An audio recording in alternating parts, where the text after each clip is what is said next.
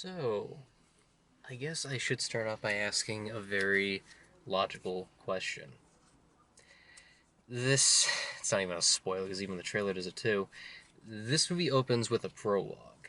It says, in 1995, Andy got a toy based off of his favorite movie, and this is the movie that you are seeing. So I guess the best question to ask before we go into our basic thoughts. As a kid in 1995, if you saw this, what would your reaction be?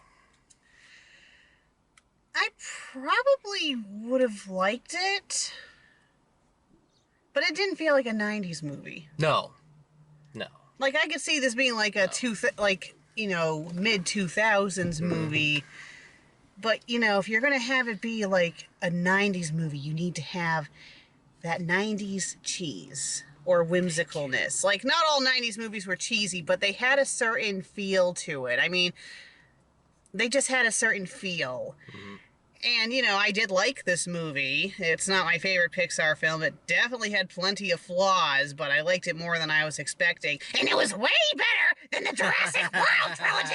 It's over. But with that It's said, over. It's over. it didn't feel It's like a okay. '90s movie. No, It, I probably would have liked it as a kid, but I don't think it would have left much of an impression on me. I agree with you there because there's a lot. Well, I mean, the biggest thing around that time was Star Wars because they had like the little limited edition trilogy packs. This is the last time you're going to get them. And I'm almost tempted to say that's the closest thing to that, but those movies are in the 1970s and 80s, and they were a staple of those blockbuster periods. When I think of something from 1985, the first thing that comes to mind is either Congo or Batman Forever in terms of science fiction or campiness. And you're right, it doesn't go that route of being goofy or silly. It's a very grungy looking film. Like the closest thing I could think of to that is maybe the Lost in Space movie because there is a time travel aspect to it, which this one does. And we'll save that for later. We'll save that for later. But with that said, I do agree, it doesn't fully embellish the 1990s aspect that much. There's maybe little tiny things that I did find, like when they're dispensing the fuels, it's like something out of a Slurpee 7-Eleven machine. Like there was little things here and there. The robot acting like a GPS system. The Socks character being like a Teddy Ruxpin. The analog, like, not analog, I'm digital, Ivan. like the digital alarm, like with your dashboard, for example. Yeah. Showing, having the numbers look like that. That looks like very '80s, '90s. So it had like little things that had the '90s aesthetic, But it didn't fully embellish it. Like even the no. little computer things that look like Nintendo cartridges. A cross between a Nintendo cartridge and one of those book readers that you had, or if you put on a certain spot of the book, it would read it out for you.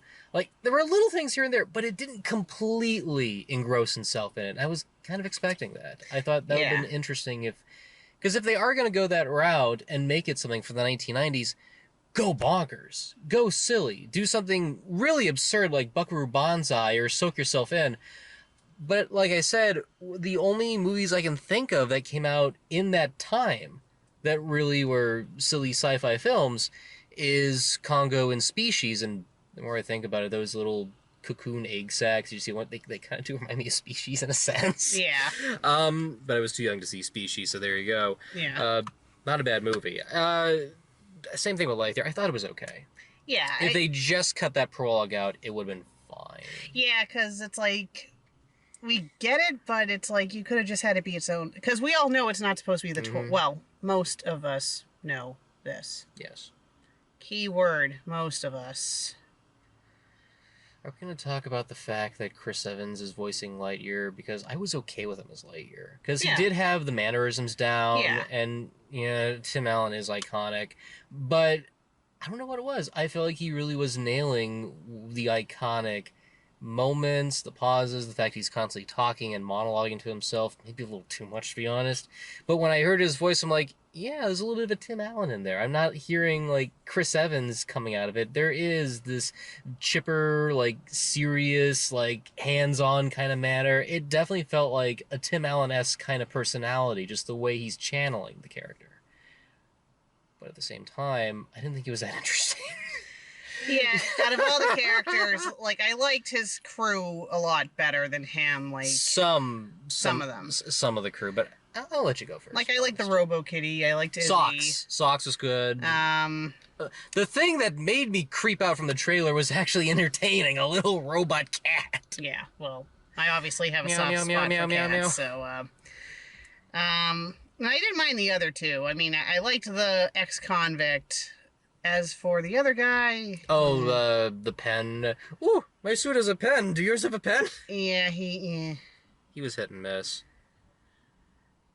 To quote Columbia, he was okay. Okay. I don't want to slam this because I already slammed this during the Jurassic 3 review. Jurassic World 3 review, sorry. I forgot, yeah. But Dennis, movie! Like, I was more intrigued by the granddaughter. Yeah. Because, of course, the plot. So basically, it's Buzz's... They go to this planet to survey for a bit, and then they find these, like, live plant vines and stuff that are going after them. And he tries to get them off the ship. Do you need help? No, I can do it by myself. And he barely escapes this cliff, like Wile E. Coyote style, and he causes a little tear in their E.T. looking spaceship they call the Turnip. I still say it's the E.T. spaceship. Yeah, it looks like the E.T. spaceship, but I can see the Turnip argument too. Yeah, so he causes like a little tear and it crashes and Buzz is like hard on himself and stuff. It's like, okay, I can kind of connect with that, but even that's like a little too much. He's like, put me in the brig and stuff. It's like, no, it's okay, we can fix this. And so they try to finish... They try to find a way to get off the planet, is what I understand. While they're making this little civilization area, they're rooting themselves. They got like a perimeter set, even though the vines are like trying to grab them and stuff, which when you think about it in hindsight, they're kind of killing the planet a little bit, because when they keep going further into the future, you see like all the trees are gone. So I'm like, I was hoping for a payoff like that. The fact they just killed the planet. I was under the impression that the planet was supposed to be like tidally locked with its star too, because they make a comment about them being on the dark side of the planet, and the dark side of the planet was like completely different. No, they do it because Pink Floyd's Dark Side of the Moon. Ah. So like... So then they're trying to find like a reasonable fuel source to get him off the planet, and as it turns out, Buzz decides to do this experiment to try and achieve light speed so they can get off the planet. And the more he does this many times by flinging himself around the sun and going through the Star Fox rings, Star Fox, that was in the 90s. He doesn't achieve light speed, and in doing so, he discovers that he's going forward in time. Okay, that's intriguing. And so the more he's off the planet and time traveling forward, people get older and stuff. They get like different lives and everything. They have granddaughters, which was a little weird, but I'm like, okay, I kind of want to see where this sort of goes. And then at one point, his computer cat actually makes the formula to make the fuel, and then that pretty much turns into the second half of the film, which is so complex and confusing because there's so many components. Because of the first half, they're explaining so much, like them on the planet. If it was just them on the planet making a colony, trying to survive and find a way back home, it would have been fine. But I feel like they toss in so much that it just turns into this complex storyline that could have been simplified in many ways. So, alright, so he goes up in space a couple times. He comes back down. At one point, now I remember. He finally makes, like, the fuel source and stuff, but the new leader of the colony wants him to stand down because they're trying to just make what they could of the planet instead of just getting off. And so he goes forward one more time to see if they have a reliable fuel source and if they can achieve light speed. They do. He goes back to the planet, and then that's when the movie kicks in, which is like 20 to 25 minutes of an entire opening. Yeah, and at that point he had jumped, instead of just 4 years that time, he jumped like 22 years. Yeah. So, yeah. And then that's when Zurg comes in, and then he's trying to help like this band of like junior trainees along with the granddaughter of one of the partners who was working with.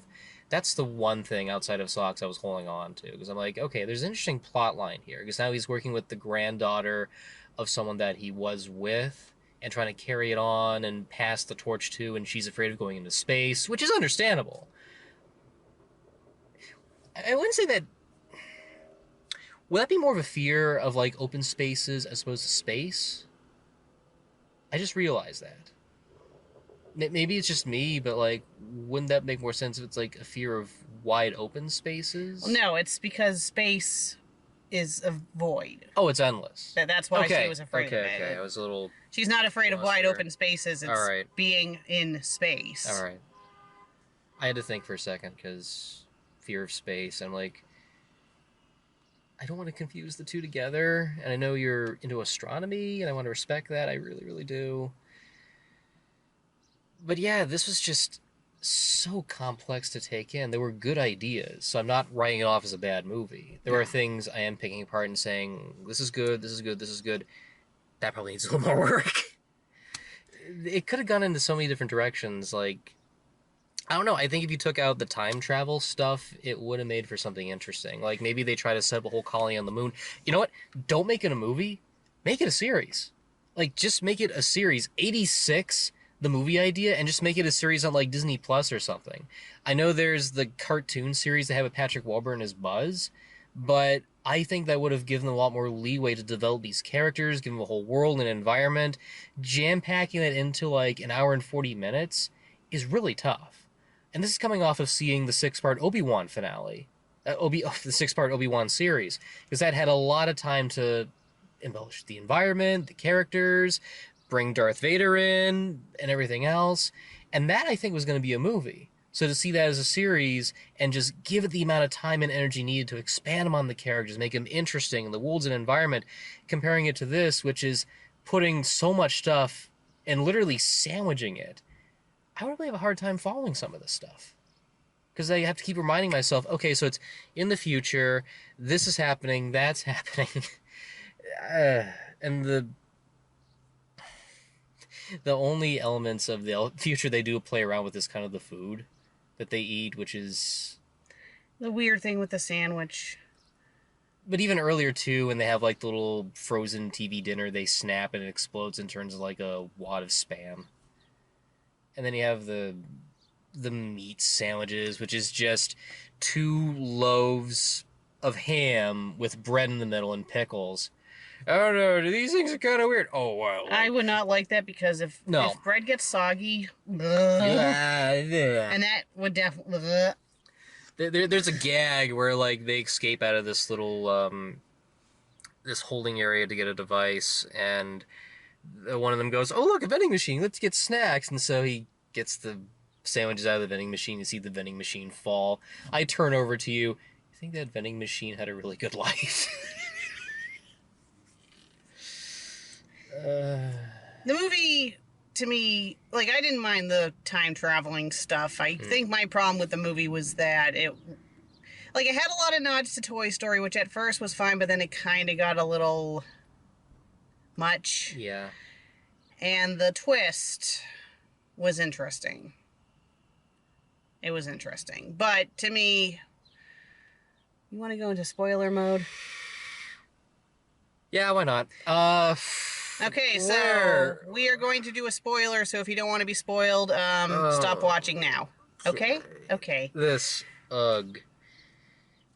So, number one, that 1 second LGBTQ kiss. I thought it was cute. Yeah. I thought it was really cute. I mean, it's probably because it's probably because, we're both bisexual, so obviously we're not bothered by it, but, the homophobes, I just want to be like, get over yourselves. Yeah.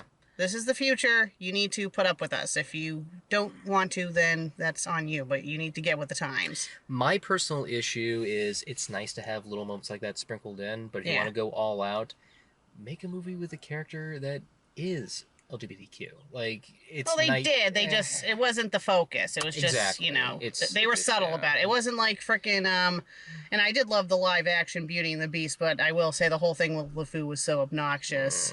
But anyway, the big twist is that Zurg is Buzz from the future. Now, one of my main, like, I honestly did not mind this, but what made it make no sense was that old Buzz, instead of just he gets back to the planet, and in his version, the people are acting like they're going to arrest him or confront him, so he flies off and is pissed off that they were being ungrateful. So my logic would be, okay, use the hyperdrive to travel back to Earth, get help from the people from Earth, go back to the planet, and then save everyone. But what does he do? He just wastes time traveling, and then finding out that he can go back in time, and he wastes all the fuel, so that's why he's attacking his past self and becomes pretty much the bad guy from Up. The minute you told me that during the credits, I'm like, I agree so highly. The fact that he has achieved the possible. He could so easily just go to Earth or the colony or wherever and just say, hey, my squad has been trapped on this planet for like 50 or 60 years. Maybe it's good if you just come and rescue them. And they keep saying, like, something about a mission. Well, what about the mission? Go save your people that are on the planet. You have achieved light speed. You achieved the ability to go from point A to point B in, like, less than a minute with that trippy 2001 Starfield thing. Yeah, like, I didn't mind the twist, because it did kind of, when Buzz first sees future Buzz, he does say Dad, and then it's like, no, I'm you. So, I am me and you are you. The joke in Toy Story 2 about Zurg being Buzz's father, does work, but old Buzz's motivation was just kind of stupid. I don't know, because even then in Toy Story 2, they kept continuing that. Go long, Dad! Alright, son! But then again, the toys are not the same as the characters. Oh, and then they did this post-credit thing where, somehow Zurg survives all of this crap that happens to him, and it's like, no. You'd be dead. Yeah. You got blown up. You were shot point blank holding an energy core. Your magical suit of stupid would not protect you. And even if it did, your suit's going to lose life support, and then you're going to die in space. Mm-hmm. It's called depleted oxygen. So, I felt like this was a standalone movie, but they're trying to hint at a sequel. It's like, I don't want a sequel. No. I don't want a sequel. This is a standalone movie. Please do not make a sequel. No. For me, when that twist happened, I heard about that first time around, but my thoughts were, okay, let's see how that plays out. Maybe it could work. Oh, wait a minute, same matter can't exist in the same time play. Well, I'll give him this much, at least it didn't touch hands or anything. But even then, that causes, like, a bigger hole. It's like you're telling yourself all this information, so most likely what's going to happen is that the current timeline person is going to reject that reality that they're being forced into. It's not going to be a continuous loop.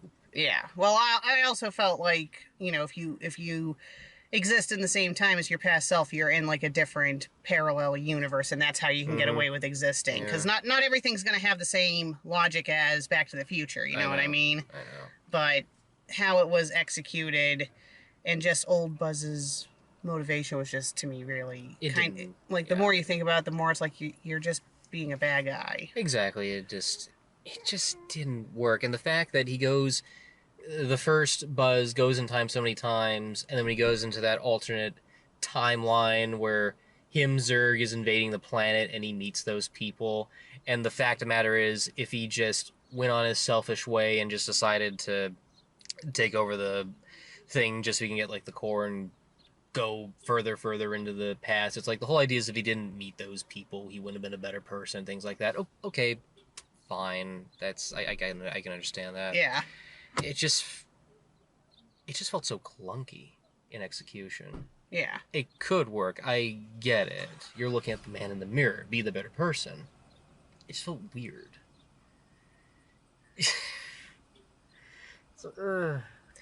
So, I mean, it was a fun popcorn flick. Not my favorite Pixar movie. It wasn't the worst movie. It definitely had problems, but, if you want to bring your kids to it, they would probably enjoy it. I think they'll be okay. It's not one I would rewatch, though. Yeah.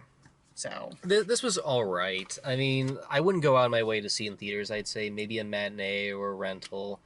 That's the best I can say. At the end of the day, it's just a fine movie. They really tried to play around in this universe. But if anything else, I'd say the cartoon is probably more my alley because it's lighter and campier. And that's what I would have expected, in my Yeah. opinion. But okay, don't put your expectation on the line and say it's null and void. What the movie is trying to be is entertaining at best. And at the end of the day, some of that works, some of that doesn't. When we go in to see these movies, we want the film to win. We want Yeah. it to be exceptionally good and entertaining. That's why I was so frustrated last time about Jurassic World 3, because I thought, okay, maybe this is it. Maybe this could work. And a lot of it didn't. With Lightyear, it tried. Yeah. I can't say it failed. It was fine. Yeah. But again, that's our opinion. If you guys don't agree, that's fine. Just be civil about it. Please. So, trailers. Alright, so the first trailer was, Paws of Fury. oh, that really stupid movie. No. I already said my seance of that during Yeah, Sonic no, it just 2. looks dumb. Yeah. The second trailer, was that Minions? I think there was one before Minions, because I could have sworn we got Oh, Super Pets. It was Super Pets. League of Super Pets. That one looks interesting. It looks okay. Like, Yeah. there were a couple of groaner jokes here and there, but at the same time, it looks fun. Yeah. Minions, that looks really cute. Mm-hmm. My mother will definitely want to be like, Morgan, can we see that? Because she loves Despicable Me and Yeah. Minions, so Yeah, that's her the thing. Despicable Me movies are good, so that looks fun. I think they ran their course after the third one, but it's like, okay, one more time, we'll see how it pans out. Yeah. Because I was okay with the prequel movie they did. Yeah. Because there were some, like, Charles Adams-esque humor in there. Like, they go to the convention, there's the scientist that brought himself from different time elements, and they kill one of them. That's the original. They all disappear. If that has more of those kind of jokes, I'm all for it. But even then, I feel like they just showed the whole movie in the trailer. Yeah. And then there was Puss and Boots, which that one looks cute, too. I have not seen the first one, believe it or not. Neither have I. Really? No. Wow. So, yeah. It looks like it could be fun. Yeah, I think it will be. Yeah. So, lunch? Chinese food? Yes. Let's. See you next time, guys. Cheers.